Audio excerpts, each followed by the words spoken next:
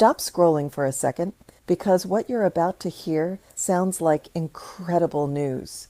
But the truth behind it could quietly change how much tax you actually pay and for how long. You may have heard the headline already. No tax on Social Security. Big promise. Big applause. Big relief for seniors. President Trump himself said it, that his administration passed a beautiful bill with no tax on tips, no tax on overtime, and no tax on Social Security for seniors. But here's the problem. That sentence is only half true, and the other half is where most people get confused and misled. So stay with me till the end of this video, because the final detail decides whether this law truly protects you, or just gives temporary relief that quietly disappears. Let's slow this down and understand what the new law actually does, not what it sounds like it does.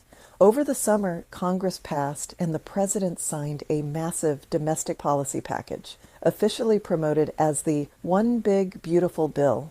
It combines multiple tax changes into one law aimed at workers and seniors. And yes, it does offer tax relief, but not in the way most people think. This law does not permanently eliminate taxes on tips, overtime, or Social Security. Instead, it creates temporary deductions with limits, income rules, and an expiration date. For tipped workers, there's a new deduction on tip income, but only up to a certain amount per year, and only until 2028. Earn too much overall income, and that benefit slowly fades away. Same story with overtime pay. You can deduct it, but only temporarily, only up to a cap, and only if your income stays below the phase-out range. Now let's talk about what really matters to millions of Americans watching this: Social Security. Under the new law, seniors age 65 and older qualify for a $6,000 deduction tied to their Social Security income.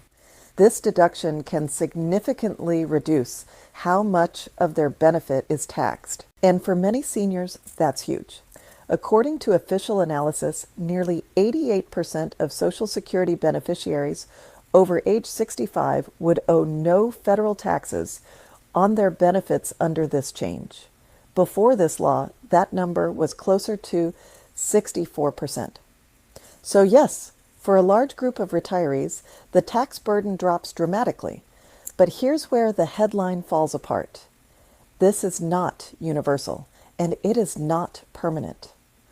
More than 7 million seniors over age 65 will still pay taxes on part of their Social Security, even with this deduction.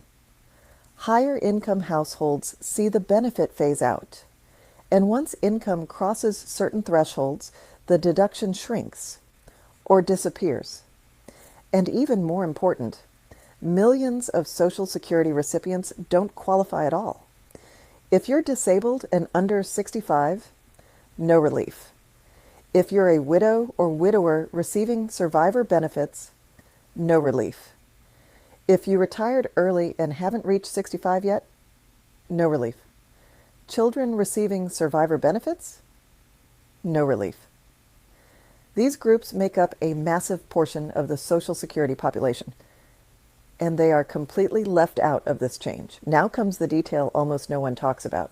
Every single one of these deductions, tips, overtime, and Social Security, expires after 2028. Unless Congress acts again, all of it disappears. That means this is not a permanent rewrite of the tax system. It's a temporary window, which brings us to the twist. When politicians say no tax on Social Security, most people hear forever, but this law actually says for now, and not for everyone. So the real takeaway isn't celebration or panic, it's awareness. If you're over 65, this law could lower your taxes, but only if your income fits the rules.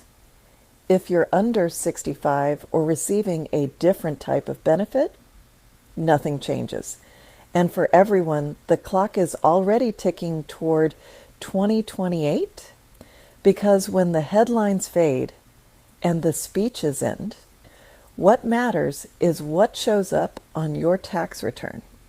And understanding that difference between promise and policy is what protects your money.